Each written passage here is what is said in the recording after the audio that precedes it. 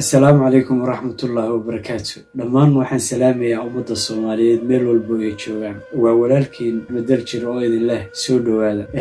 Waxaan maanta meeshan ku qabanaynaa qaybtii saddexaad ee barnaamijkii ahaa Soomaalidu haldoorkeeda kama faa'iidaysato. Sida aan ognahay maanta dalkeena hooyo wuxuu marayaa marxalad xasaasiya. Dadkii innagu aynu doorannay sida ay isu haystaan oo weli xalkii Soomaaliya loo laayahay. Cid walbaaba ay ka eegayso maslaxadeeda goonida ah intii ay eegi lahayd maslaxadda guud ee shacabka Soomaaliyeed. Runtii qof walba oo ka mida madaxdeena sida aan aragnay urkiisa wuxuu ku kacsadaa waxay wax ka socolaan yihiin marba cidda siyaasadda ay isku hayaan ayay waxay leeyihiin mushkiladan iyo dhibaatadan socota waxaa sabab u ah dowlad goboleedyada qaar ka mida, ama dowlad goboleedyada waxay iyaguna leeyihiin waxaa sabab u ah dowladda federaalka ah inay wax dhaqaaqi waayaan. Yaa run sheegaya yaase been sheegaya, kulley waxay u taallaa shacabka Soomaaliyeed, way ogyihiin wax walba. Marka ciddii maslaxadeeda aan laga shaqaynayn inay cidda kale ay ku eedayso iyaday maslaxaddii Soomaaliyeed ay ka socon laadahay, taasi innaga waxna maraya ma ahan. Run ahaantiina ugama aanaan fadhin shacabka Soomaaliyeed haddii aan nahay madaxdeena inay sida maanta ay u dhaqmayaan ay u dhaqmaan. Waxaan rajaynaynay dalkan 30 sano jahawareerka ku jiray siyaasadeed in uu mar uun ka bixi doono. Run ahaantii sida aan aaminsanahay shacabka Soomaaliyeed kama aysan faa'iidaysan dadkii wax u tiri lahaa oo samato bixin lahaa, dadkii si cadaalada u maamuli lahaa. Sida aan ognahay dowladihii ina soo maray markii hoggaanka dowladnimada Soomaaliyeed la dooranayo sida madaxweynaha iyo wixii la mida, musuqmaasuq baahsan ayaa dalka ka jira. Lacag ayaa sidaas loo farraqayaa oo lagu kala iibsanayaa xilkii. Haddaba qof lacag ku yimid wuxuu noo caddaynayaa inuusan ka shaqaynin maslaxad Soomaaliyeed ee meesha waxa uu yimid inay tahay ganacsi. Marka waxaan rabnaa inaan ka gudubno ganacsiga laga ganacsanayo dalkeena iyo dadkeena maslaxadiisii. Haddaba waxaa isweydiin mudan oo shakhsi walba oo Soomaaliyeed maskaxdiisa ka dhex guuxaysa inta aan maslaxadda goonida lahayn waxa ay tahay mar uun waad heli doontaa hoggaan wanaagsan oo dalkan samato bixinaya oo shacabka Soomaaliyeed cadaalad u ah oo aan khilaaf iyo dhibaatooyin aan abuuray. Dadkii sidaas yeeli lahaa ma ku jiraan shacabka Soomaaliyeed? Haa, waa ay ku jiraan oo weliba waa ay ka buuxaan. Laakiin shacabku maba eegayaan haldoorada ku dhex jira, hoos isuma eegayaan ee waxay eegayaan uun ciddii tiraahda anigu musharax baan ahay, anigu siyaasi baan ahay, waan idin caddaynayaa, waan idin midoobeynaya, meel walbaan nimco ka dhigayaa. Afkiisaas ay ka baxdaan dib dambe uguna soo noqonayso waxyaabay ballanqaadeen cid fulinaysaa ma ay ku jirto. Haddaba runtii waxaan aaminsanahay inay arrintani tahay ayaan darro u soo hoyatay shacabka Soomaaliyeed, sababtoo ah iyaga ayaa hoos isu eegi waayey oo dadkii u faa'iideyn lahaa hoos isu eegi waayey. Bilmithaal, haddii aan mithaal yar aan u soo qaadano, Soomaalidu waa dad aad u jecel inay wax u bartaan. runtii hooyooyinka Soomaaliyeed iyo aabbayaasha Soomaaliyeed carruurtooda way ku dadaalaan. Marba meeshii tabari ay geyso waxayna yiraahdaan waxbar si bal dalkan uu wax uga bedelo, uu u noqdo cunugaagu cunug bulshada Soomaaliyeed wax ku soo kordhiya oo maskaxdiisa looga faa'iidaysto. Laakiin arrintaas haddii aan fiirno maanta siyaasiyiinta Soomaaliyeed oo jira mar walba waxay message qaldan ay u dirayaan oo madow oo qalbigooda dhibic madow ku sii noqonaysa dhammaan jiilkii soo korayay oo wax baranayay oo mutacalimiinta ahaa oo hoggaanka mustaqbalka aan rajaynaynin inay noqdaan. Taasoo ah dhaqaalahan faraha badan oo ay ka soo qaataan waddamada danaha gaarkaa kale dalkeena, amaba ay iyagu meelay ka keenaanba ay keeneen si ay uga soo baxaan, si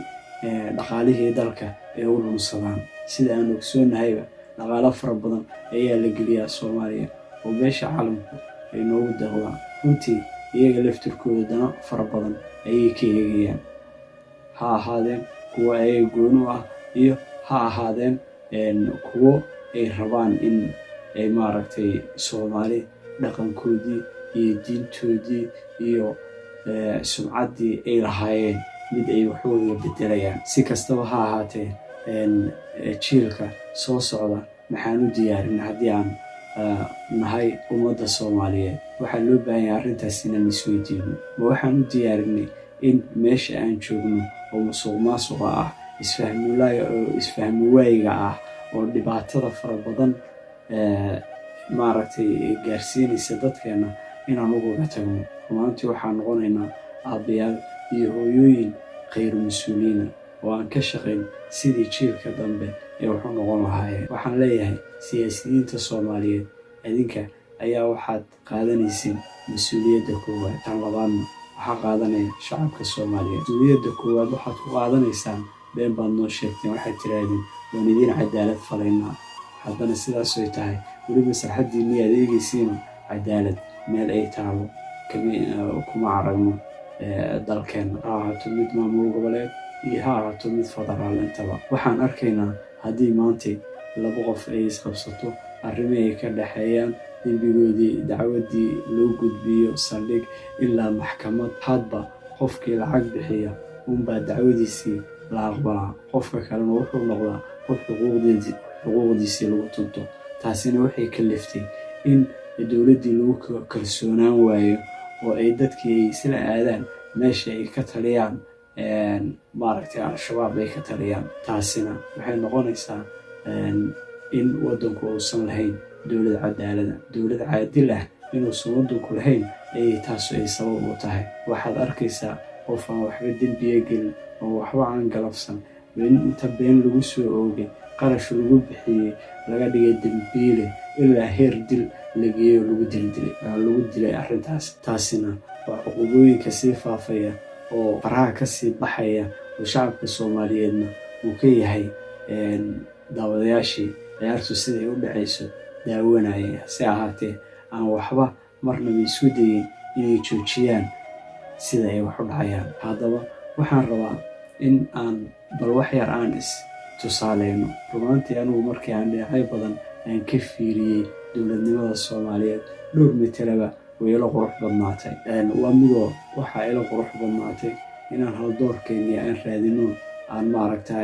hoggaankii dalka aan u dhiibno. haddaba haldooradaas aan raadinayno oo aan rabno dalka inaan ku aamino waa kuwama waxay noqon karaan kuwo maantay ay dantii cuslaysay oo aan hayn dhaqaalo ay isku fangareeyaan, laakiin haya cilmigii ay dalkan ku dhaqi lahaayeen, haya cadaaladdii ay dadkan ku dhaqi lahaayeen, haya xigmaddii, kalsoonidii iyo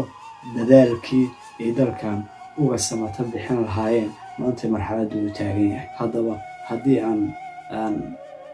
dhinac kale aan jaleecno, run ahaantii bulshada Soomaaliyeed waxaa la yidhaahdaa dhallinyaradu waxay ka yihiin boqolkiiba 75 bay ka yihiin, oo qoyskii wuxuu ka kooban yahay 10 ilaa 5 inta u dhexaysa. laba markii waalidka tahay 8dii kale ama 7dii kale ama 6dii kale ama 5tii kale waa dhallinyaro. dhallinyaradaas baa waxaa loo baahan yahay, maadaama dadkeenu uu yahay dad sidaas u tarmaya, inaan u jeexno qariidad wanaagsan oo ay ku dhaqmaan oo dhulkeena barwaaqada ah ay uga faa'iidaystaan, ay isu aaminaan oo ay u noqdaan dalkeena oo u noqdo dalkii aqoonta. haddaba siduu ku noqon karaa dalkani dalkii aqoonta, wanaagga iyo khayrka? wuxuu ku noqon karaa in qof walbaaba xigmadda uu leeyahay lagu abaalmariyo. haddii bal maantay Soomaaliya inta la aqoonsan yahay, anugu kolley ma aqoonsani shanta Soomaaliya sida loo kala jarjaray oo qayb Kenya lagu biiriyey, qaybna Etoobiya lagu biiriyey. anugu Etoobiya inay ka mid tahay anugu uma haysto, laakiin weli dhul Soomaaliyeed ayaanu haystaa. waxa waaye aniga iyo dadka ila midkaana waxay uun rajeynayaan mar inuu joogu isbedeli doono dadkeenii Soomaaliyeed oo nalaga gooyey, oo gumaystuhu uu naga gooyey, inay dib noogu soo noqdaan iyagu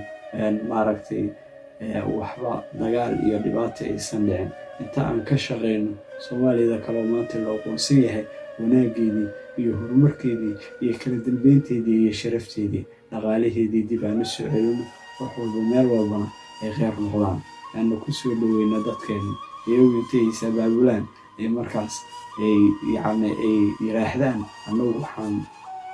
ku biiraynaa dalkii aan asalka u lahayn ayaan ku biiraynaa. Taas marka waxyaabaha sababta u noqon karaa waa maxay? Waa in inta kale Soomaaliya ay noqoto mid iyadu si wanaagsan isu maamusha, cadaaladda dalkii aqoonta noqda. Haddaba waxaan rabaa inaan bulshada Soomaaliyeed la wadaago maxay naga dhibaysaa oo inoo dhibaysaa in aan samayno. Maanta Soomaaliya waxaa la yidhaahdaa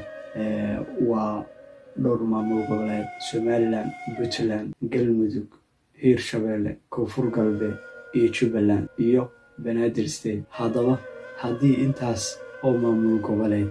intii la yidhaahdo maamul goboleed walba waxaa lagu qabanayaa tartan aqooneed, tartankaas aqoonta oo lagu qabanayaa waa maadi iyo diini labadaba. Diinta Islaamka barashadeedii inay ardada ay si wanaagsan ay u bartaan, maadigiina ay si wanaagsan ay u bartaan. Marka tartankaas lagu qabanayo maamul goboleed walba qofka ugu wanaagsan oo ku soo baxa tartankaas diini iyo maadi ku soo baxa oo noqda maamul goboleedkaas qofkii ugu wanaagsanaa ee ugu cilmiga badnaa ee meesha soo istaaga. 6daas maamul waxay isugu imaanayaan isreereeb. Dalkana madaxweyne waxaa ka noqonaya 6doodii tartan loo qabto ciddii ku soo guulaysato ugu wanaagsanaata in ay noqoto hoggaanka dalka ugu sarreeya madaxweynaha. Arrintaasi waxay sabab ay u noqonaysaa in laga gudbo qabiilka. Arrintaasi waxay sabab ay u noqonaysaa in shacabka Soomaaliyeed oo dhan ay yiraahdaan waxbarashada qiimaheeda waad aragteen, dalka iyadaa sabata bixinaysay, shakhsi walbaaba naftiisa waxa baro, ehelkiisana waxa baro, ubadkiisana waxa baro. Waxaa lagu tartami doonaa markaa waxbarasho, tacliin. Waxaa meesha ka bixi doona jahli iyo iska qabsi, iyadoo waxbarashadaas ay aasaas ay u tahay diinta Islaamka. Qofku inuu yaqaano qaala Allahu tacaala iyo qaala rasuulullaahi oo uu ku dhaqmayo waxbarashadiisii maadiga ahayd oo kalena uu ka gaaray heerkii ugu wanaagsanaa, ugu sarreeyey ee qof bila'aadana inta uu waxbaran karaa. Taasi waxay ay ka bixinaysaa ummadda Soomaaliyeed jahligii iyo iska dawareegii iyo aqoontoodii oo liidatay ay ka bixinaysaa. Waxay noqonayaan dad aqoontoodii ay wanaagsanaato, waayo dad wanaagsan oo ehel u ah ayaa waxay u noqdeen madax. Shacabka Soomaaliyeed waxaan ka codsanayaa inay baraarugaan oo ay ku baraarugaan waxyaabaha dalkooda iyo dadkooda wuxuu tirayeen. Maanta annaga waxba nooma hayaan dad iyagu is haysta, waxba nooma hayaan dad qof walbaaba dantiisa goonida ah uu ka eegayo intuu eegi lahaa danta Soomaaliyeed. Haddaba adduunka ummadeenna ku kala daadsan way dhibaataysan tahay. Dhibaato weyn ayaa haysata ilaa iyo 91 ilaa iyo xilligan maanta aan taaganahayna weli dhibaatadii way soo socotaayo ma aysan istaagin. Marba waxaad u malaysaa xilliga ka dambeeya in ay sii badanayso. Haddaba waxaan ka codsanayaa shacabka Soomaaliyeed dhammaantood meel walba ay joogaan inay arrintaas ay ku baraarugaan. Rumaantii waan leenahay dad wanaagsan oo aad u qiimo badan. Annagu waxyaabaha aan qabanayno tartamada oo kala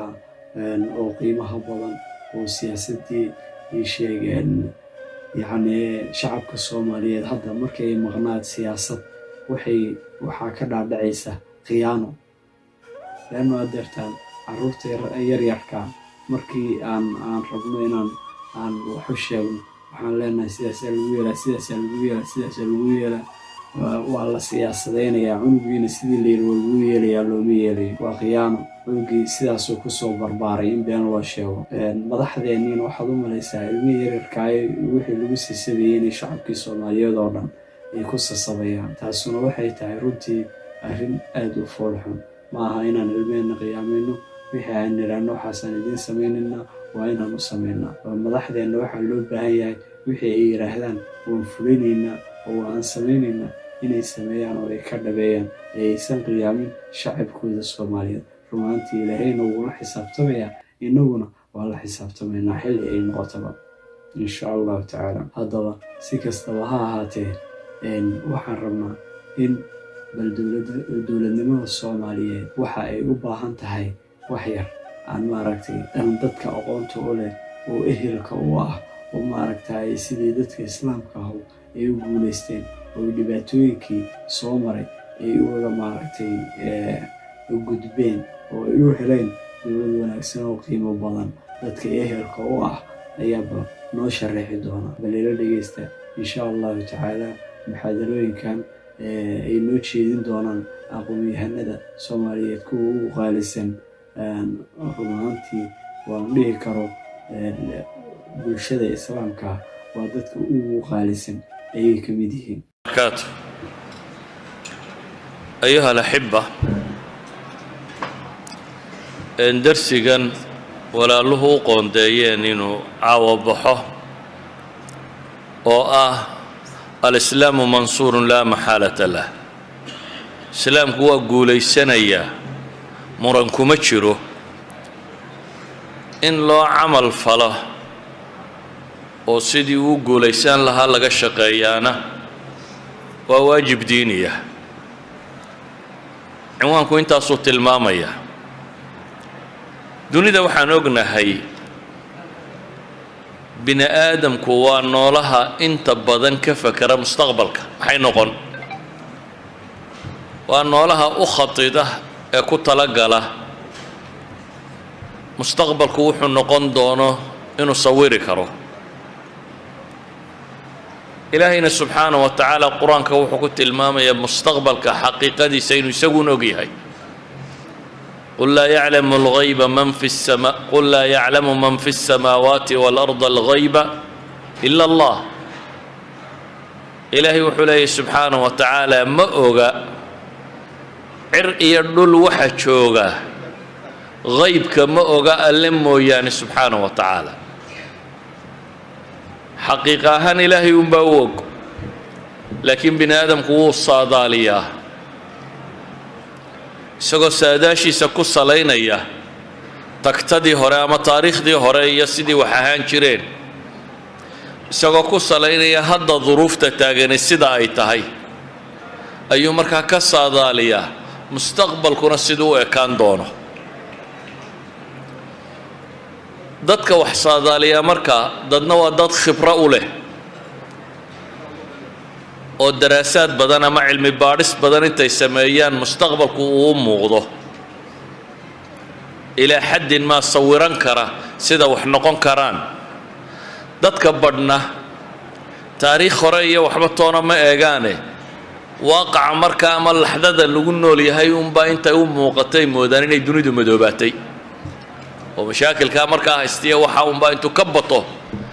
ayuunbuu is idhaahdaa dunidu waxba isbedeli maayaan. sawta halkan la gaadho nooc min alya'as ayaa ku dhaca. mustaqbalkaasi eegistiisa muslimiintu aqoon-yahankooda waa baadhayaan, wax badan baanay eegayaan oo iftiiminayaan. cagsigeedana gaaladuna waa baadhayaan. buxuuth cilmiya iyo daraasaad akademiya, cilmi baadhisyo dhab ah, khubaro dhab ah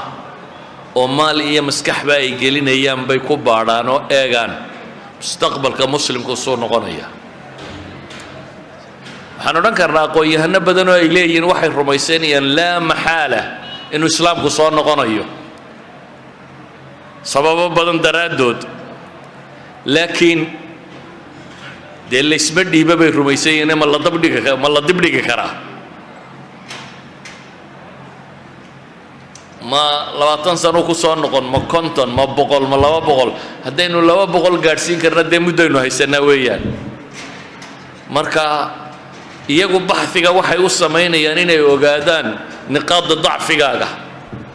iyo meelaha xooggaagu uu ku jiro iyo meelaha dacfigaagu ku jiro saa awgeed cidda cadowga ahi waxay isku dayaysaa pointiska ama nuqdadaha dacfigaana inay buunbuuniso xoojiso ballaadhiso oo tiro badiso meelahaaga quwadana sidii ay u xadidi lahayd ee u yarayn lahayd inay tijaabiso muslimka waxaa la arkayaa bari iyo galbeedtoona ma rabaan reer galbeed islaamnimo cadownimo taariikhiyo horaa ka soo dhexayso waxay rabaan inay carqaladeeyaan intay carqaladayn karaan bariga soo socdaana kama roona oo China iyo gruubkiisu kuwanaaba ahlu kitaab labada ah kuwanaaba waxyaabaha qaarkood inala wadaaga laakiin China iyo gruubadooduna waa laga yaabaa duruufaadka qaarkood masaalixdu inay soo dhacdo laakiin ka mabda ahaan way ka fog yihiin caalamul islaami dadka xukumaana labadaaba inay ka sii fog yihiin baaba laga yaabaa oo iyaguna dantooda inay u arkayaan islaamnimadaasi inaanay ku soo noqonin waayo ninka siyaasiga ahi waxa maslaxadiisa ugu jirta lagama fujiyo had iyo goor maslaxad malaa wuxuu arkayaa sida tan inuu dadka gacan bira ku hayn karo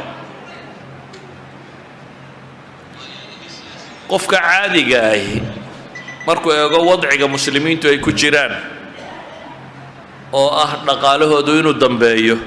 siyaasadoodu inuu dambeeyo maalku in laga maal badan yahay hubka in laga hub badan yahay niyad badan baa dadka qaar ku abuurma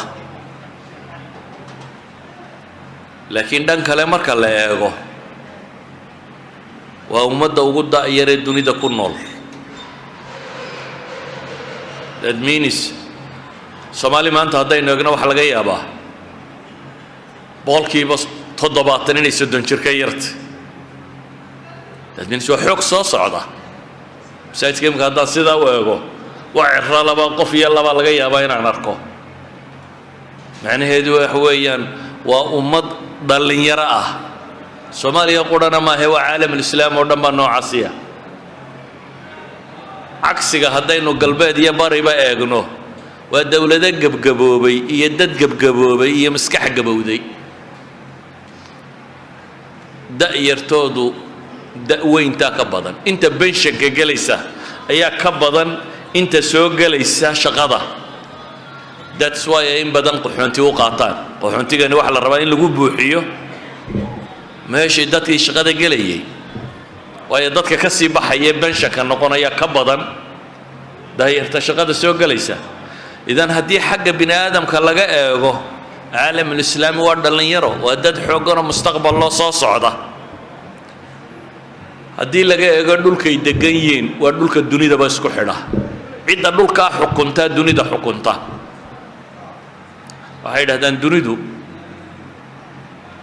badaha dunida isku xidha cidda xukunta 5-6 kanaal ee dunida isku xidha mid mooyaane inta kale muslim buu ku yaalaa Panama Canal oo labada Maraykan dhexdooda ah ayuunbaan gacanta muslimka ku jirin ama inta kale waa Baabil Mandab waa Kanaal Suways waa Jabal Tariq waa Basfar ama marma labada uu leeyahay Turkigu waa Hormuz kan Iiraanta iyo Cumaan iyo intan u dhaxaysa waxa kanaal dunida isku xidha gacanta muslimku ku jira waa wasad dunya Maraykan intaasuu xoog ku jooga si uu maamuli kariyo Ingiriis Turkiga intaasay heshiis kula galeen 100 sanadood khilaafadii Uthmaanigii markii la ridayay heshiisyadii laga galay waxa ka mid ah 100 sano ee soo socda kanaaladaas inaanu iyagu lahayn free in lagu mari karo 2023 ayay ku dhan yihiin 100 sanadood 1923 ayuu ahaa heshiisku 100 sanadood waa 23 markay gaadho ayuu dhamaanaya wixii ka dambeeyay gacanta Turkiga ku wareegaya gacanta Turkiga hadduu ku wareego Russia dunida meel ay kala xidhiidha male Turkiga inay marto mooyaane biyo kululba male iyo wax xagaa ka xigo oo dhame si kale haddaynu u tilmaamno waxay degan yihiin meel ilaahay dhigay enerjiga dunida shidaalka dunidana boqolkiiba 70-80 wax ku dhodhow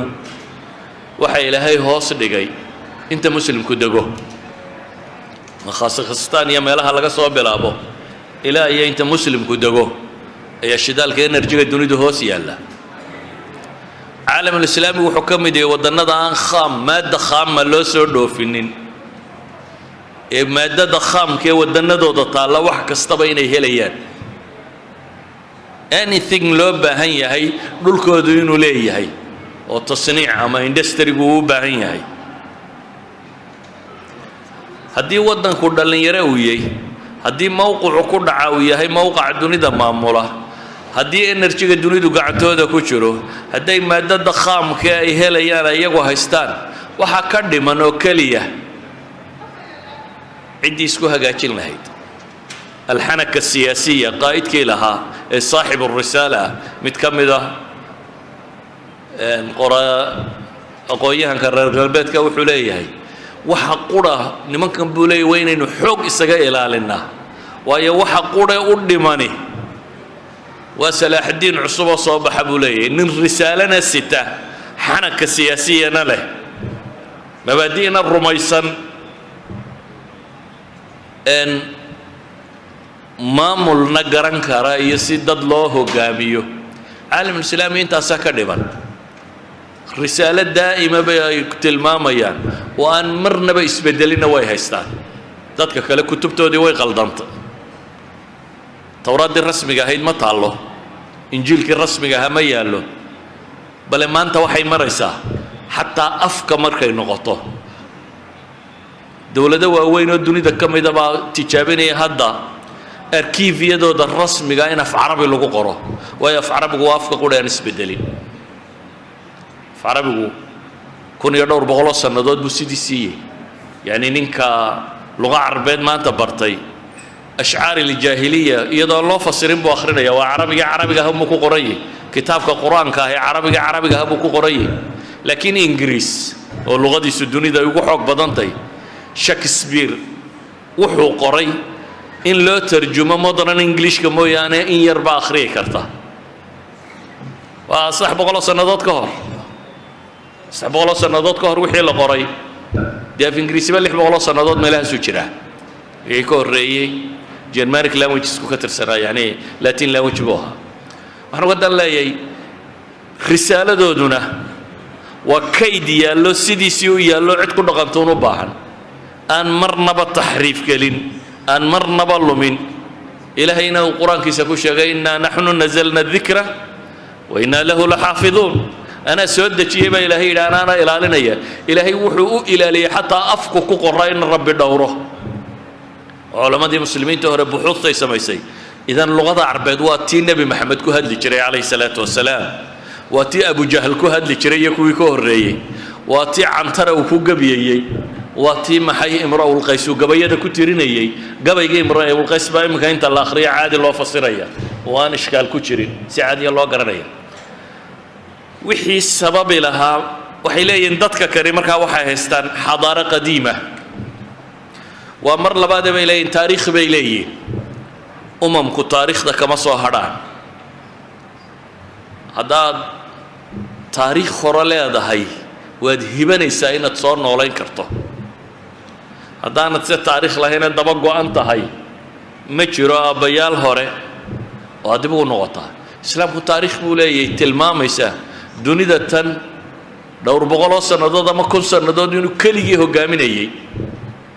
oo dunida number 1 u ahaa hadday cilmi tahay hadday jaamacad tahay hadday dhaqaale tahay hadday everything wax kastoo la eego iyagu ahaayeen ibn david waxaan tilmaamayay Clipsby waa nin gaaleed oo qoraayahana oo taariikhda cilmi ka warrama wuxuu lahaa quruun alwusta 130kii caalime dunida joogay 120 baa dunida muslimka ka yimi buu leeyahay adduunka kale oo dhami 10 buu lahaa yurub oo dhami 4 bay lahayd taa macnaheedu waxa weeyaan waa dad taariikh iyo xadaaro leh soo jireena oo sababi karta inay dib u soo nooleeyaan intaa waxaan ku daraynaa haddaad taariikhda daraasayso إلهي وحلي وتلك الأيام نداولها بين الناس وتلك الأيام نداولها بين الناس بني آدم كإلهي هو أكل بدل إياه نرش وما شرته وما دولقات شاب الله قري وما دولقات قولوا قرنتين ما شرته لكن آذنه وقري سديب يعلن سديب كاسو كل بقول حق بضته بل هذا تاريخ دين النبي محمد كن نقطة عليه الصلاة والسلام يا سلامك مربو النبي محمد كليها دوني دور دمينا كسور جيد قف قرا قياس ودون كور دمينا كسور جيده مربو لا عده يسه من يؤويني وريا يهينا يمربو لها وأنا إلهي كلمة الشيخة وتاريخيانا هذا قاركوت المامان شنية تبان قبيلي نصوص وبردقو شنية تبان كبديدين إلهي فرج وحو غفر إن اللي يرى أنصاري إنه يقبشو قادته إنه يمادان هو إسلام كالرميان بيع العقبة الأولى يا بيع العقبة الثانية لقلان ودبتنا إذا دانا نجا هيليه هو بكسين إنه نوكالي وعرب عندهم حكوا إن اللي يرى يروك هلا وحوق استي دقال كي كواد اللي سوق هذا بدر وقول استي كي لبعض بهدرة شباب يلا حوق بط كي كو حجاي بخندق وهدنا وقول استي كي كو حجاي بهدنا مرنا شباب مرنا حنين يعني تاريخ ده بني آدم كو لكن إلهي وحلي والعاقبة للمتقين عرفت الدنبا وحا إسكاله كو إلهي سبحانه وتعالى كعب صدا مركا وحن لنا هاي كو أدونك كاني إلهي بوقع عنتي سورة مركو هركو جرا تار رميصو ما أنت الدنيا ده غير قلبيت بهو كهمية عدًا بو أرى كذبت هذا ما جرته لكن هذا واحد صدق سنة كهر دنيا الدولة ده وين وكله شوع اللي يرادو ينقيبته ده كتليه جري لبس سنة جده هاد بشوعيد بالدنيا اللواي لبس سنة جده هاد أي ما ينقدر سيدي تصبح لفري داته دولة كده ما يساعد عادي خير قلبيت ما أنت ووجي ينو دالي لأن يردو دي باللونسان أخلاقيات كلمين دتكو دي حمابا كرسا مريا دقاله دي بسي بربريا دشو دي بسي يرانسا ودنا دقاركود 1.25 باي مريا that means بقول كويس لبدا بقول قفك كوبان بقول نيا بقول كبدودي dadkii bedeli lahaa ma dhalaan 125 qof bay dhalaan administrada waddankaasi yaraanaysa Soomaaliya 30 sano ka hor intay leekay dadku deena walba awowga 30 sano ka hor awowga intuu dhalay misay maanta say misuuyi waxaad garan kartaa Soomaaliyiinta intay badatay waa inta laga yaabaa awowgay 30 sano ka hor ama 40 sano ka hor hadaan tiriyo wax gacanta lagu tiriyo inuu ahaa maantana waxa laga yaabaa inay boqolaaliin nin walba Soomaaliyeedna waa sidatan yani inta soo jeerba laba laama iyana waxa laga yaabaa inay tiradu intii awowgii ahay ka yaraatay 40 sano ka hor awowgii intii uu dhalay ku tirsanaysay maanta inta ku tirsatay inay ka sii yartay idan waa dad gaboobay oo tiradoodu sii yaraatay oo dhalintoodu sii baaba'ayso oo dhaqaale burburna ku socdo وحتى يونتي قودي وهذا بلا ما إنه ديبو قلقلمه يربو تنسيك لقوقو أي سينجريس كبحي تيك لولي ويسكو أوضان تهي إلى هي بلايو إنكلابو كيرو كورونا يوح كلا صوبحي ديمقراطية دي دوني دلوقو بشارين يوا طالع ننن اعترافي مايو تي أفريكان كو كلامكا وونكا عسكري يرتاي سيدي بالله سوهيا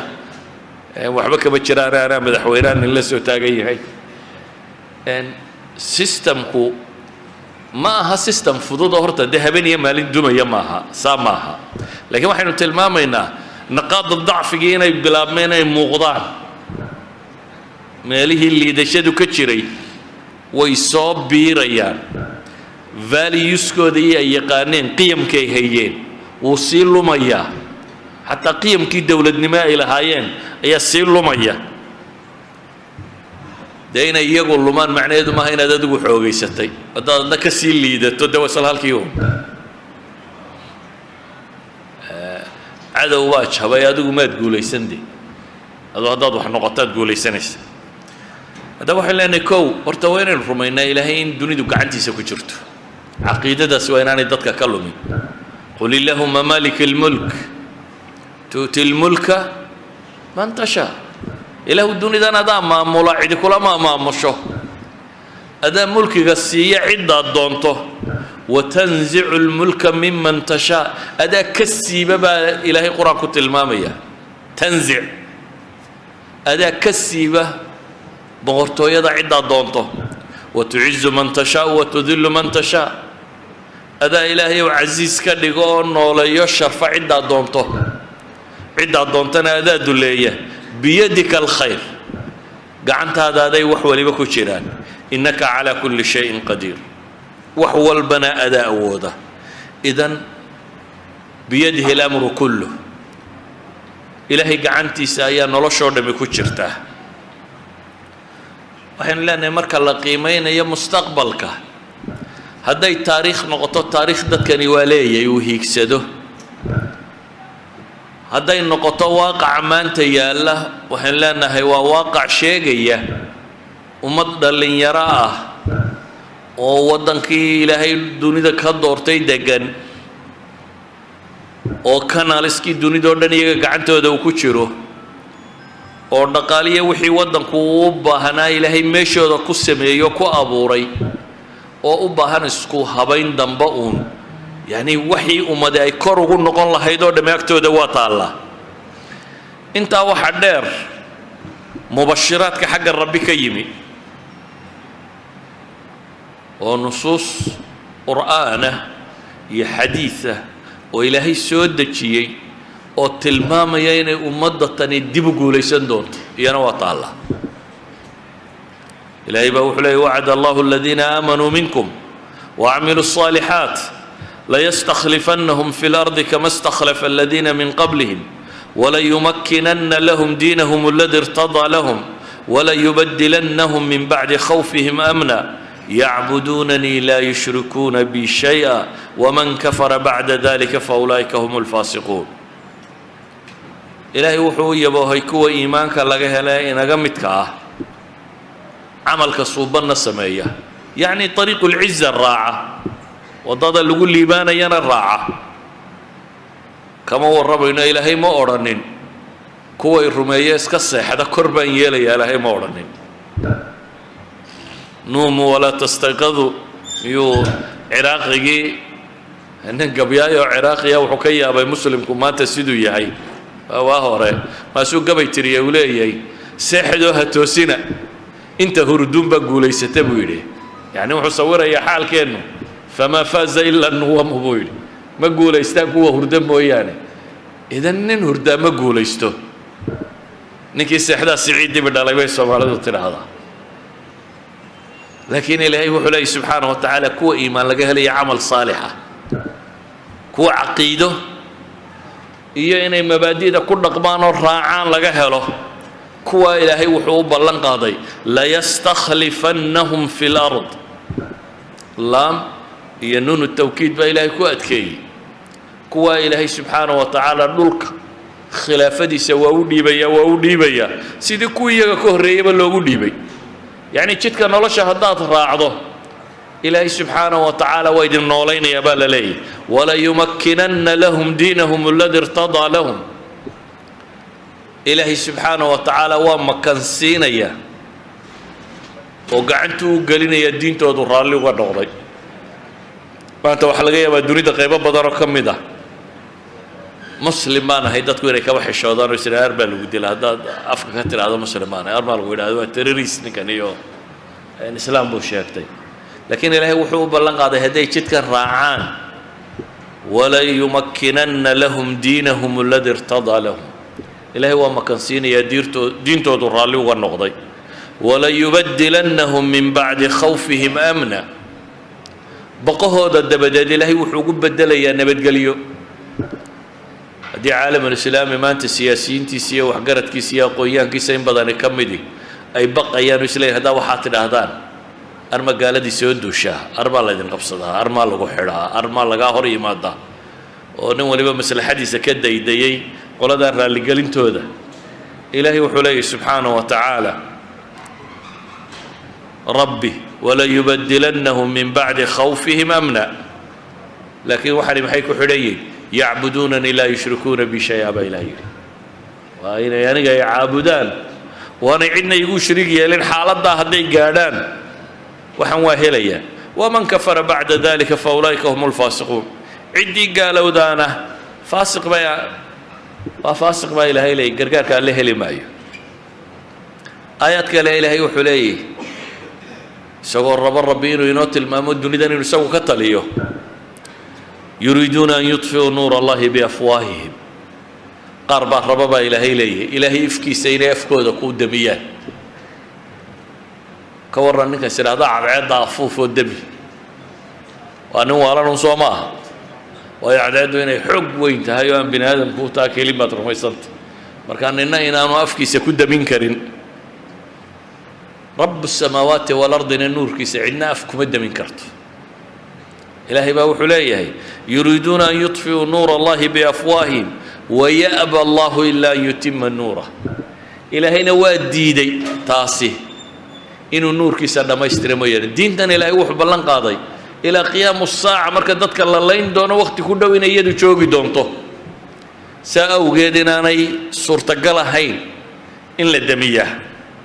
walow kariha alkaafiruun baa ilahay yidhi xataa kuwa gaaleed haba necbaadaane huwa aladii arsala rasuulahu bilhuda wadiini اlxaq liyudhirahu cala addiini kullihi walow kariha almushrikuun fii suurati tawba iyo fii suurati saf baa ilahay waa ku tilmaamaya ilaahay waa ka rasuul soo diray oo hanuun ku soo diray iyo diin xaqa liyudhirahu cala addiini kulli diin oo dhan inuu ka kor yeelo waa mubashiraat markaa huwa aladii arsala rasuulahu bilhuda wadiini اlxaqi liyudhirahu cala addiini kulli wakafaa billahi shahiida fii suurati اlfatx yacni saddex aayadood oo qur-aana masaladaas ku soo aroortay waxay leenahay axaadiista soo aroortay way tiro badantay ولذلك بقى الشيخ الألباني رحمة الله عليه كتاب كيسان لا سلسلة الأحاديث الصحيحة وحكم بلا وضع أحاديث مبشرات أول حديث يكو يلبا يصدح وحكم بلا وضع أحاديث المسلمين تدير قالين يسيب بشارة النبي محمد وقلت جاي أيكم بلا وضع أو كم جاي حديث نبي قولي عليه الصلاة والسلام إمام مسلم صاصاري إن الله الزوالي ilaahay wuxuu ii simay oo ii ururiyey zawaaliya alarda dhulkoo dhan baa laysoo koobay fara'aytu mashaariqaha wa magaaribaha kaannamaa dee t v laga tusay oo kale dhulkoo dhan ayaa laysoo ururiyey buu nebigu leeyay calayhi salaatu wasalaam waxaan arkay barigeed iyo galbeedkeedaba wa inna ummatii sayabluqu mulkuha maa zuwiya lii minha ummaddaydana mulkigeed iyo maamulkeedu wuxuu gaari doonaa inta lay tusiyey buu nebigu leeyahy calayhi salaatu wasalaam yacni waxaa soo socotuu nebigu tilmaamaya wakhti caalamkao dhan islaam ka taliyo caalamkao dhan inuu islaam ka taliyo dadka badh baa waxay u fakerayaan goormuu muslimku xoog badan doonaa caynkaa war dadka quluubtooda in la furtaabaa ka fiican in dhulkooda la furto dadka quluubtooda in la furto ayaa ka qurux badan maxay in dhulkooda la furto isagoo qofku dhulkiisa degan baa diinta la gaadhsiin karaa islaamnimada u qaadan karaa dad muslima iyo dowlad islaamiya dad khayr jecel ay noqon karaan saa awgeed buu nebigu wuxuu leeyahay wa ucطita alkanzayn alaxmara walabyad wakhtigaa madiinaa lagu hortaagnaa dabeetana wuxuu leeyahy waxaa lay siiyey kanziga daartii casayd iyo daartii caddaydba labadii dowladoodee dunida markaa ka talin jiray midna guriga cad buu lahaa midna guriga cas buu lahaa dee imikaba raashiyankuna guriga cas buu lahaa maraykankuna guriga cad buu lahaa bershiya iyo romaniskuna qolana guri cad bay lahayd qolana guri cas bay lahayd dabeetana nebigu wuxuu leeyahy calayhi salaatu wasalaam wa ucطitu alkanzayn alaxmar walabyad hadday tahay dahab iyo fidana waa lay siiyey buu nebigu tilmaamaya wainii sa'altu rabbii liummatii an laa yuhlikaha bisanatin caama وأن لا يسلط عليهم عدوا من سوى أنفسهم فيستبيح بيضتهم وإن ربي قال يا محمد إني إذا قضيت قضاء فإنه لا يرد وإني أعطيتك لأمتك أن لا أهلكهم بسنة عامة وأن لا أسلط عليهم عدوا من سوى أنفسهم يستبيح بيضتهم ولو اجتمع عليهم من بأقطارها أو قال من بين أقطارها حتى يكون بعضهم يهلك بعضا ويسبي بعضهم بعضا. نبي عليه الصلاة والسلام حلي إلهي وحن ويديست ومضيدة إن أنا إلهي سبحانه وتعالى كو اتحام أبار دميسة يعدو كحوق بطه ودمان تود قبصده إلهنا سبحانه وتعالى وحوت المام هدان وحكم كيغا لما سوعليو ومدادا أبار دميسة كو قبان مايو عدو انتو كحوق بطه دمان تود قبطنا كو قبان مايو لكن دوني دور دم حتى هذا يسوق تمادو ما تجيبين كريان لكن يجا بدبرك كلا قبصان دونا وبلايدو دوساسة كل عدونتا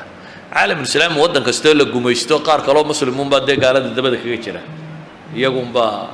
جبكو هذا كمسؤولة سيد النبي عليه الصلاة والسلام وتلمامه لكن أحاديث بدن با واحد تلمام حديث ابن حبان لا يبلغن هذا الأمر ما بلغ الليل والنهار دين تنين يقارد دونتو انت واكبر يهبينك الدمو دوني دردن ده هبين واقادا مالنا واقادا دين تني ويقاري سابو النبي عليه الصلاة والسلام قري الدنيا ده كتشرا ما تشرا إلا دين تني ويقالي دونتا أما يدو بعز عزيز بيكو قالي أما بذل ذليل إسلامنا ما ضحوك بدن بيكو قالي وهي ندو ليسيين أما تهددكو يقع إسلام كقادر أما لغبصا وحاو تلماما يا نبي عليه الصلاة والسلام الصحابة دو الشاقي بيقول اللي بدأ ما قالوا إن لفرنا يشاق وروما قال هذا عاصمة الطليانية هي قسطنطين وعاصمة هذا تركيا قال لقى معموله لكن مركز الله بدأ بقى مدينة وحي هيد مركز كدينات إرر بيتك مدينة وحي هيد مركز كسياسات إرر بيتك قسطنطين وحق عنتك وهي الدولة البيزنطية ودولة دي رومانسكي وينيد وحي كسي هاري تكلنا وماشي فاتيكان ودقنا يدينهان حديث كان وحوت الماما يلا بضبا مسلم كقعنته ودي سوق لي دونا دبتنا وحي ويديين سحابي شيخ عبد الله بن عمرو بن العاص لبدا تيبا الله هرفران دونا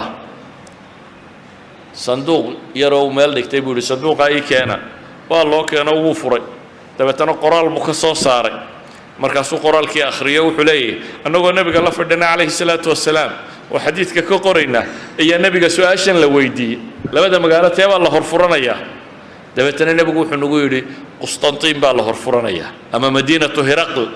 tuftaxu awala magaalada Heracles ninkii la oran jiray magaaladiisa la horfuranaya نبي محمد عليه الصلاة والسلام وقته الشيء وقت قاسيه لكن قرما الله فرطي وحال الله فرطي سداد بغلاص الندود كردوات نبي محمد قداشي نبي يقول سيش يقول الله فرنا يا بير لكن وقته مش عند ضدك صحابة دي ويسكت ضيدي وسورته بويده أبو أيوب الأنصاري يندم قال دع الكيد كواسي وسورته بويده ciidamo muslimiin oo ka dambeeyay boqor waliba nabigu wuu amaanay nimanka halka furan doona way isku dayay may suurta galin qarnigii 15aad ee miilaadiga dabayaaqadiisii Spain markay dumaysay xaga kalena Qustantiniya la furanay Spain 1492 meelaha saydan aakhir Madiina laga soo saaray muslimiinta xaga kalena waqti ku beegan bay furteen ومركي دولة المسلمين لنا عقل بيت سود ميسي دولة المسلمين لنا عباري بسيح وقيسين يسوسي سعودي ما لا هجرية والسداد بقول يا ديرادنا يهيد ما فليها وقت ياسي هدي تالا فرتين نبي محمد عليه الصلاة والسلام دبدي السداد بقول سنة كدب waliba culimadu xadiiska saxiix muslimna waxay tilmaamayaan mar labaadna in Qustantiniya la furan doono laakiin marka labaad takbiir in lagu furan doono aan xabad lagu ridi doonin laa ilaaha illa allah ya allahu akbar lagu furan doono malaa hunde waa markan cilmaaniyiintan iyo baliya baaskan dib u qabsadeen deewan malaa dad takbiirsanay uma dib uga qabsan doonaan filaya Roma se wali lama furan Rome wali waxay ku jirtaa maxay gacantii reer galbeedka laakiin xadiiskan wuxuu sheegay in Roomina in islaamku gaari doono islaami doonto Romana inay noqon doonto maxay magaalo muslim buu nabigu sheegay calayhi salaatu wasalaam waxa nabigu xadiis kale ku tilmaamaya nabinimadu intii alla doonaa bay joogi doontaa dee nabi maxamed nabi ka dambeynaya ma jirin intii uu nabigu noolaa un bay joogaysa dabeetana ilaahay baa rafcin doona waxaa iman doonta khilaafa ama maamul calaa minhaaji nubuwa dariiqii nebi maxamed haysta ayaa iman doona isna intii alla doonaa buu joogi doonaa dabeetana waa la rafcin doonaa buu nebigu yidhi waxaa ku xigi doona buu nebigu yidhi boqorro adag mulkan caadan isna intii alla qadaraa buu joogi doonaa waa boqorradii muslimiinta ee waxna qaldayay waxna saxayay kadib baa ilaahay rafcin doonaa waxaa ku xigi doona buu nebigu yidhi mulkan jabariya boqorro dictatora dee mala waa inta maanta joogtay iyo wixii la nooca kuwo dadka nafta isugu keenaya ayaa ku xigi doona buu nebigu yidhi calayhi salaatu wasalaam iyana mudday joogi doonaan buu nebigu yidhi uma yarfacuha ilaahay baa rafcin doona kuwaana haddana uma takuunu khilaafatun calaa minhaaji nubuwa waxaa soo noqon doonta buu nebigu leeyahay khilaafo mabda'ii nebi maxamed ku socota idan waa inoo dhiman tahay markaa mar dambe waa soo noqonaysaa uma sakat nebigu halkaa markuu marinayo aamusay maxaa ka dambayn doona ilaahay baa og wixii ka dambayn doona nebigu calayhi salaatu wasalaam kama warramin intay iyadu sii socon doontaa kama warramin waxaan uga dan leeyahay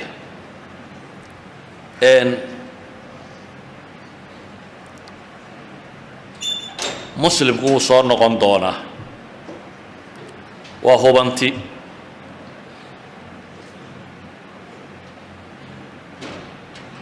hadday dhashaa tahay wuu soo noqon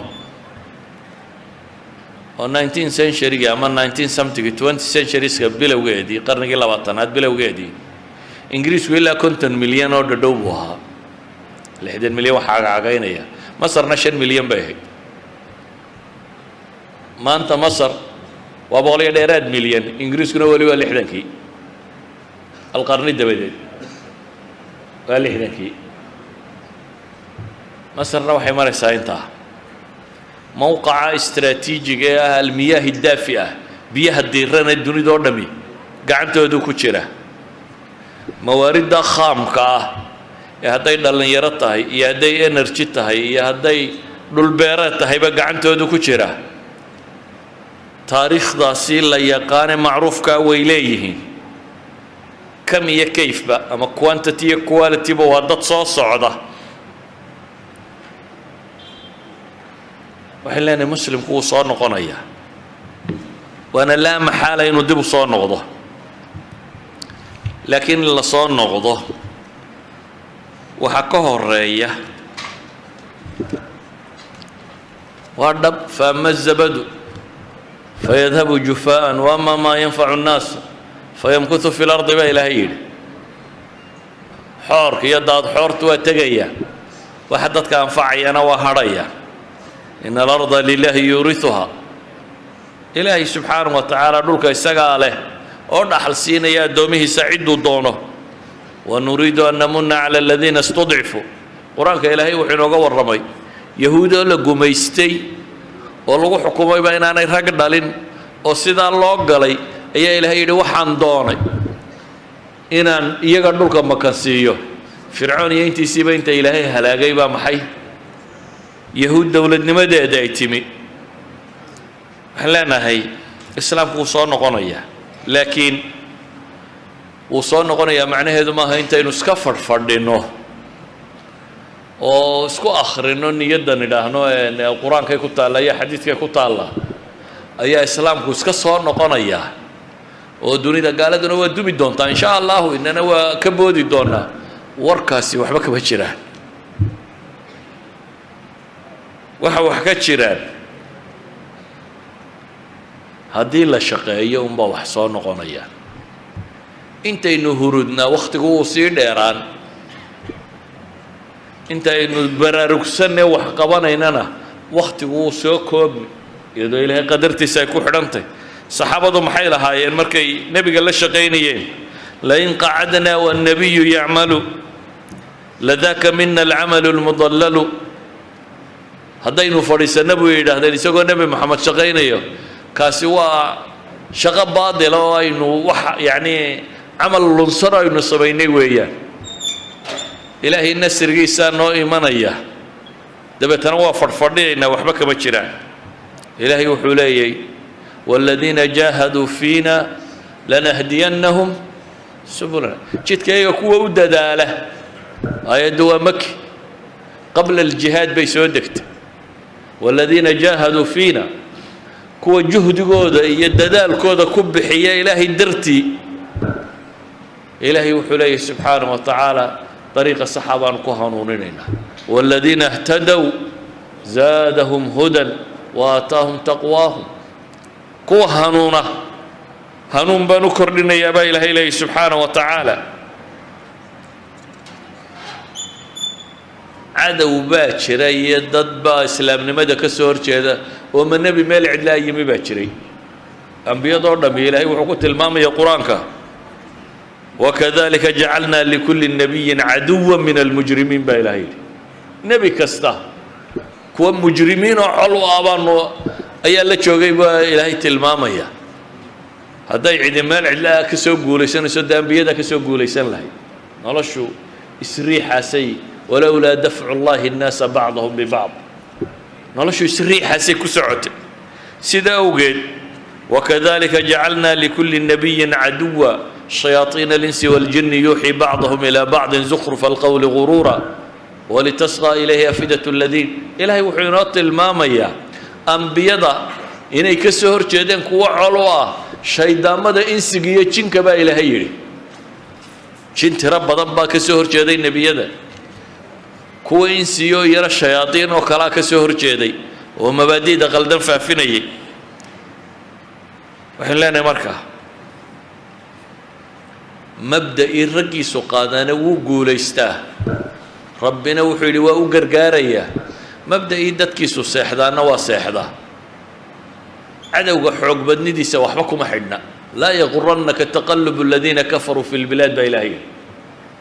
yay idin baqa gelinin yaa ku kadsoomina gaalada dunida rogroga ay isku rogrogayaan iyo waxoogaaga ku haystaan waa mataac qaliil baa ilaahay yidhi laakiin quustuna ma jirto huwa aladii yunazilu algayha min bacdi maa qanatuu wayanshuru raxmatah ilaahay isagaa roobka iyo naxariista soo dejiya dadku markuu quusto kadib sidaa awgeed waxaan leenahay kow cadam ilya's quusta joojiya nebi moxamed iyadoo maka la joogo oo laga xoog batay oo saxaabadiisii hortiisa lagu tumayo waxba uu qaban kari waayey ayuu saxaabi ka mid oo nafti haysaa u yimi maasuu yidhi ilaahay rasuulkiisiyo maad ilaahay noo baridin alaa tadcu lana maad ilaahay guul noo weydiisi nebigu calayhi salaatu wasalaam wuxuu u sheegay taariikhda bini aadamku say u socoto idinka dadkii idinka horreeyey qaar baa intay ilaah iyo rusushiisa rumeeyeen la qabtay buu nebigu yidhi oo inta god lagu riday mishaar halka laga saaray oo laba loo kala jeexay ilaahay baan ku dhaartay diintan ilaahay waa u hiilin doonaa oo way guulaysan doontaa buu nebigu yidhi makaa lagu hortaagayay markaasuu yidhi sanca ilaa xadaramowt ayaa ay socon doonaan iyagoo qofku inuu adhiga yeyga iyo waraabaa ka ceshada mooyaane cidna aanu ka baqaynin nimanka maka ka bixi kara le ee lagu tumayo ayuu nebigu wuxuu u sheegayaa diintan intay guulaysato inay sanci iyo xadaramowt dhex socon doonaan iyagoo aan cidna ka baqaynin xoolahooda inay yeyga ka ceshadaan mooyaane walaakinakum qowmun tastacjiluun buu nebigu yidhi waxaase tihiin dad degdegaya degdeg waa meel iska tuur adaan waxba dhisan iminkaan haf iyo haf ka siinaya waa meel iska tuur taasi waxba samayn mayso laakiin waxay u baahan tahay dadku inay tooda dhistaan. saxaabadii jabtay lama odhanin khaalid baa xariif ahaayo intuu xagga dambe idinka maray idin jebiyey ee waxaa lagu yidhi qul huwa min cindi anfusikum. talaxumadu idinka timi waa ilaahay, mushkiladdu idinka timi. weligeed baa cadow iyo dad ishaya dunida waa jireen, dad la yidhi cadowgiina la xaaqi doonaayo idinku markaa la mariyo idinkoo rooraya soo galana ma jirto. dunidu tadaafucaas bay abadkeedba ku jirtay, laakiin dadkii dhisma soomaalida maanta joogtaa waxay idhaahdaan gaalaa laynagu itixaamay, gaalaa caynkanoo etoobiya ka samaysay oo kenya ka samayso qolo joogta maxaa la yidhaahdaa xeebtaa xamar baa waddankeenna maamusho caynkanoo waar dee ninkii tashan kari waayo waa loo taliyaa. dee dunidu waa caynkaa, carruurtu ma tashan karto waa loo taliyaa, bini aadamka wixii tashan kari waayo waa loo taliyaa, cidduu talin kartaa u timaada. mashkiladdu waa innagee maaha iyaga. iyagu waa nin dantiisa raacanaya, nin dantiisa raacanaya lama yidhaahdo niyow axmaq baa tahay maxaad dantaada u daba gashay. tiisuu ilaashanaya, waa nin rageed oo tiisa ilaashanaya. cidda doqmo ahi waa iyo waa innaga. adaa taagan tuulada nagu xigta ha nagu soo durkina, waa ka soo adhigiinu uu soo dhaafay halkii uu daaqi jiray sanadihii hore ayaa taagantay inaad duni kale wax ka qabato iyo dad kale inaad wax la qabsato daaye. tuulaba tan ku xigtay adhiga ka ilaashanaysaa way leedahay halkaa reerkiinu ma degi jirine waa ka soo tallowdeen xuduuddii oo goormaad reeg iska celin. marka ciddaad iskaba ilaalinaysa hadduu walaalkaa yahay iyo kii addad bay isugu dhoweydeen yaad iska celin kartaa. markaa soomaaliya cidima jebina iyadaa isjebisay, xaqiiqadu waa kaa. muslim cidima jebina isagaa isjebiyey. isagu markuu istumay ayaa la bakti wareemay. markay dadka nool ahaayeen dunida dad bay ka ahaayeen tirsan oo aan cidina soo hunguraynin. haddii la hungureeyana wax iska dhiciya waa dhici jirtay dagaal in maalin laga badiyo, laakiin iyana berritay ka badin jireen. dadku saasuu isu riixriixayay. laakiin waanu iska fadhaynaa dunidayna soo gaadha oo dowlad noo sameeya oo duniday kaalay oo dad naga dhiga. wax nin weyni ku hadlaba maaha, yani wax nin weyni ku hadlo intuu meel istaago ma aha. adduunow soo cararo wax noo qabta. soomaalida arkaysa markay leeyahay carab iga daawa nimanka halkaa ina dhigay oo iyaba meel kula mid ay jiifaane maxay ku dhigaan kuma dhaafaane. aad taageersanaysaa kuma dhaamo haddaad adigu wax dhaanta ada ahayd inaad keento. waxaan markaa uga dan leeyahay ayuha alaxiba, qur-aankii oo cusub oo aan waxba iska bedelin baa ina dhex yaalla. sunnadii nebiga oo la hufay oo aan waxba iska bedelin baa dhexdeenna taalla. taariikhdii dunida mid muslim iyo mid gaaleed boo la hayo ayaa taaliya tajaaribtii bini aadamka. taariikh bay muslimiintu leeyihiin asumuud fi alxaalaati asacba. qoraayo badan oo reer galbeeda waxay leeyihiin dadkani waa laabud inay soo noqdaan, laakiin dib ba loo dhigi karaa. rag waa ishayaaye waa la joojin karaa. inagu waxaan leenahay ilaahay wuxuu yidhi isagoo calaa lisaani nabiyullaahi ibraahim calaa lisaani nabiyullaahi yacquub innahu laa yay'asu min rawxi illaahi ila alqawmu alkaafiruun. ilaahay naxariistiisa kama quustaan dadka gaaloobay mooyaane, muslimku quusba ma yaqaano. cumar almukhtaar baa laga hayaa kelmad ah naxnu laa nastaslim. ya cumar almukhtaar kii talyaaniga ay isku hayeen libiya ayaa wuxuu yidhi annagu isma dhiibno, ama waanu guulaysanaa ama waanu dhimannaa buu yidhi. yani wuxuu tilmaamayaa noloshu isdhiibka inaanay aqoonin. haddaba alislaamu laa maxaalata qaadim waa soo socda, wa fardun calayna inaynu camal samayno. qul icmaluu wasayara allahu camalakum warasuuluhu walmu'minuun. waxaa layna yidhi war camal sameeya, shaqo qabta. alle iyo rasuulkiisa iyo mu'miniintuba way arki doonaan waxaa qabataane. laakiin laynama odhan qul naamu wasayansurukum allahu, meel lakuma taallo. seexda ilaahay baa idin guulaynaya, meelay ku qorantay ma jirto. marka kelmaddeedu waxay ku kooban tahay laba qodob oo qura mid waxa weeyaan diintani way soo noqonaysaa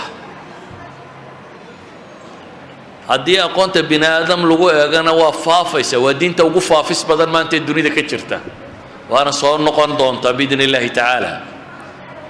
laakiin waxa isweydiinta leh adigu safkaa ma ku biiraysaa kicinaya soo celinaya mise daawadayaasha qaybta maxaa la yidhaahdaa daawadayaasha mustamiiciina alkiraam good audience-kaad ka mid noqon doontaa dadka daawanaya dunida sida wax uga dhacayaan ma kuwaasaad ka mid tahay mise kuwa diintooda iyo dadnimadooda iyo dalkooda ayaad ka mid noqonaysaa idan adigu ilaahay waxba kaagama baahna laakiin adaa lagu itixaamaya lagu eegaya waana lagu sheegay hadaad jidka fiican qaadana in lagu guulayn doono kalluunsan haddaad qaadana in lagu baadiyayn doono aan waxba ka heli doonin marka waxaan ku koobayaa